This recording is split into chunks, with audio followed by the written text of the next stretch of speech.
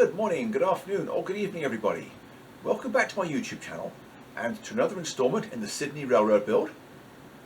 In this week's video, I am going to be working on the bridges in the canyon scene. Now there's 6 bridges altogether. Well, actually there's 7, but I'm only building 6 of them for now. And I worked on all 6 of them pretty much concurrently.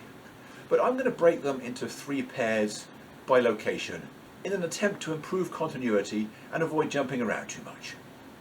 So without any further ado, let's just head out to the workshop and build some bridges. In this first slide, we can see the site of the divided main line crossing over a river valley that's not particularly deep at this point.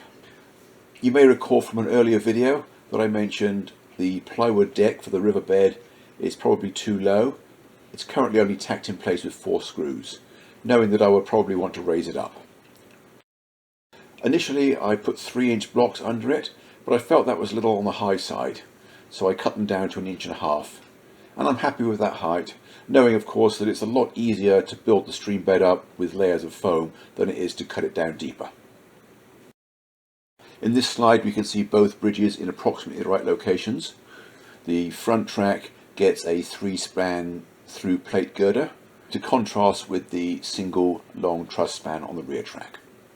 Also, you can see that I have jacked up the 2 abutments for the rear bridge on wood blocks just to get an idea of how much spacing I need. In this slide you can see that I have built up the piers and abutments for the front bridge. In common with all the bridge spans, these are simply stock Walther's kits. You'll note that at this point I have not yet cut out the sub-road bed for the bridge. The idea being that I want to experiment with exactly where it should go, just in case I want to move it a little bit to get a better effect. I certainly don't want the river valley to be perfectly symmetrical. With the exact location of the front bridge determined, I have now cut out the sub-road bed. The next step is to get the piers and abutments at the right height. Here you can see blocking under the piers and abutments. At this point the blocking is in all cases a little lower than it needs to be, the idea being that I will shim it up to the exact height when I'm ready to install the bridge. At this point I want to make sure that I have some leeway. This is a view from the opposite end. At this point I have glued rails to the bridge tie strips and I'm now offering it up to see where I have to cut them. I didn't want to try to get it exactly right at one end and risk making a mistake. It's much easier to ensure that I have a little overlap at both ends that I can trim off once the glue is set. At this point the track is not attached to the bridge spans because I still have to work on it. In this slide you can see that I have cut out the sub-road bed for the rear bridge and I'm working on positioning that properly while I wait for paint to dry on the track for the other bridge. Note that at the moment the abutments for the truss span are far too wide. These are double track abutments. The single track ones I had are too narrow for the through truss. In this next slide you can see a pair of stock castings at the rear and the ones that I'm going to be using at the front with a slice cut out of the middle on the bandsaw. Once I'm happy that they are now the right width, I will glue the ends back together and just clean up the joint with a dental pick. In this slide I'm making sure that the abutments for the truss bridge are in the right place and also vertical. In this slide I've gone back to working on the front bridge. I have the whole thing taped to the level, which I'm using as a straight edge, so I can shim up the 2 piers to exactly the right height, because it's important that the bridge shoes will rest properly on the piers with the track at exactly the right grade. In this slide I have finished shimming up the piers and abutments.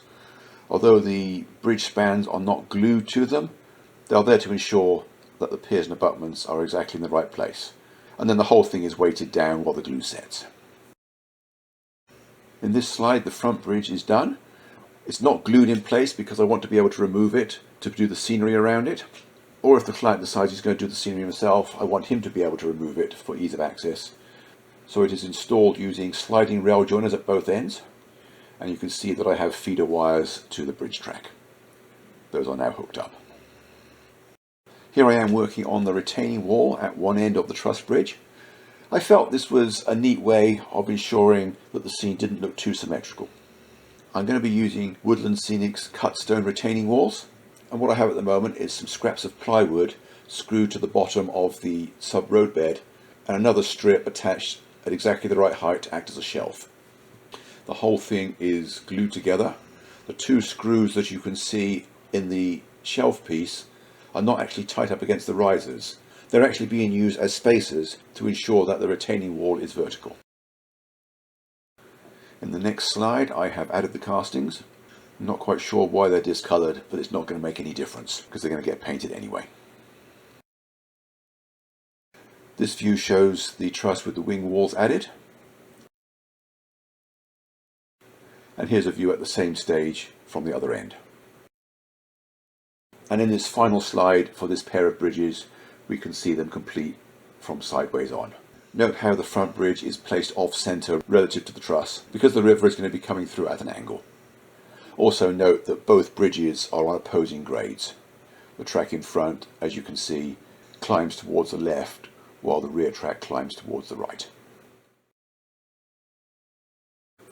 The scene at the end of the peninsula requires two bridges, a curved trestle on the right and a small single span bridge on the left.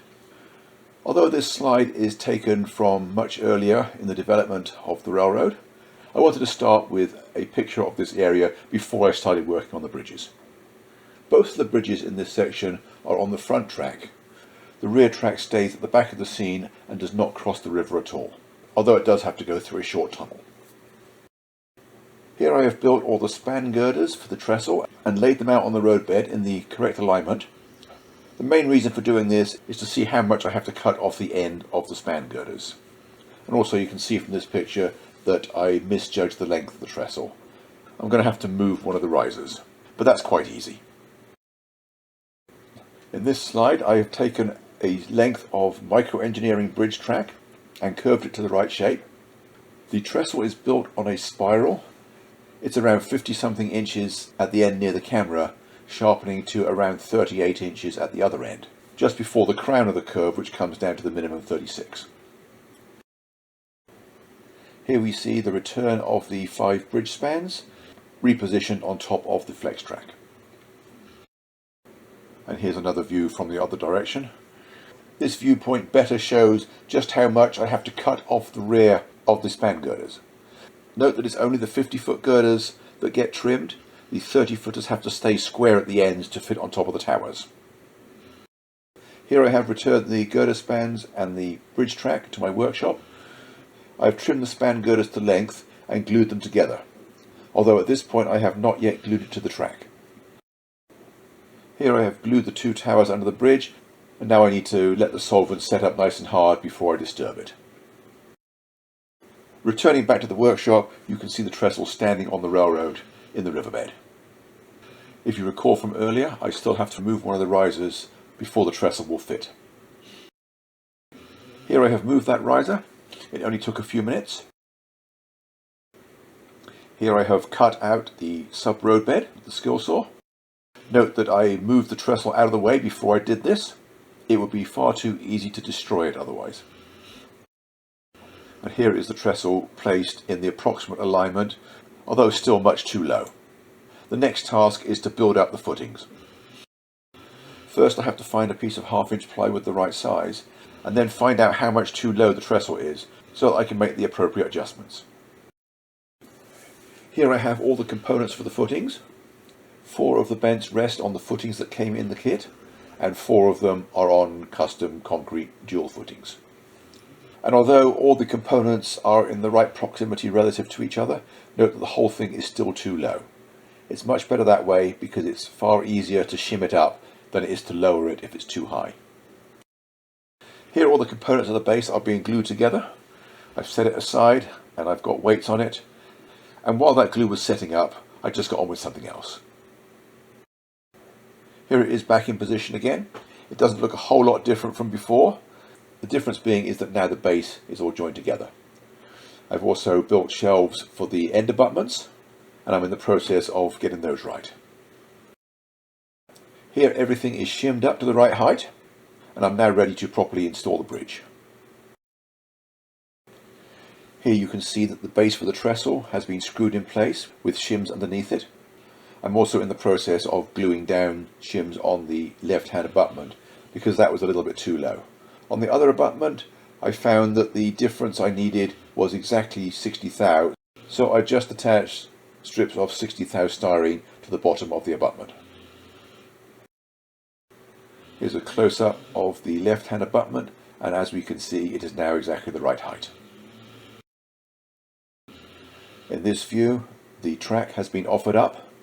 What I've got to do next is trim it to length, except that I'm not trimming the rails, I'm only cutting out the tie strip.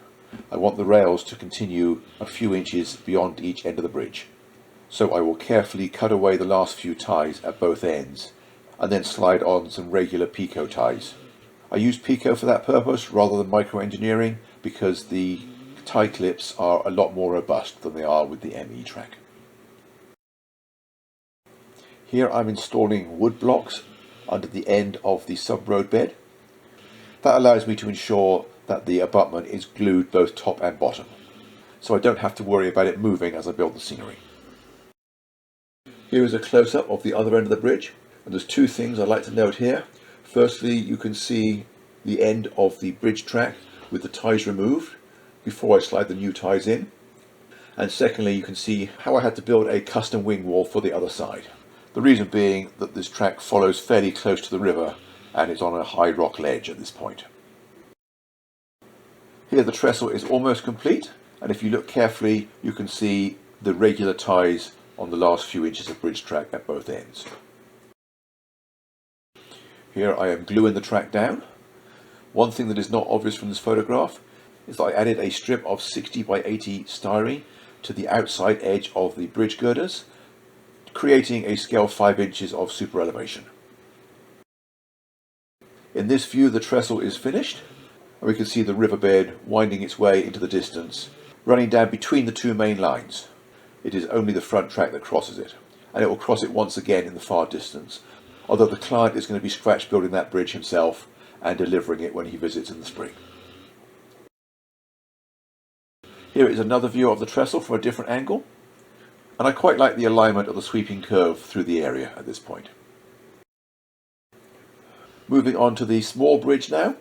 This bridge was not shown on the original plan for the layout, but I felt this corner was going to be a little bit bland without it.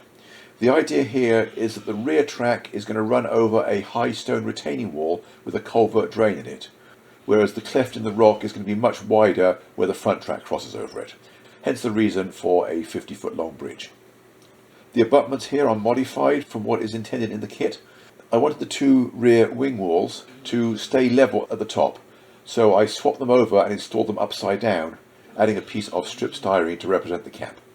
Obviously there shouldn't be another cap ridge on the bottom, but that will all be hidden under the scenery. In this view I am adding additional framing in underneath the bridge site prior to cutting out the sub-road bed. And here I have cut out the sub-road bed, I have added ledges for the two abutments, and I've test fitted everything in place to make sure it will fit. Here is that bridge properly installed.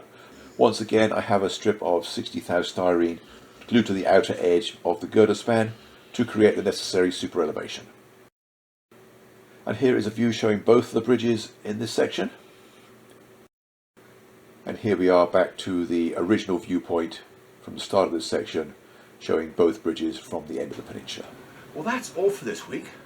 I hope you enjoyed the show, found it useful or interesting, or both. And I hope to see you back next week, where I will construct the last two bridges in this scene. I think those are the two most spectacular. So I hope to see you back here for that. In the meantime, thanks for watching, and bye for now.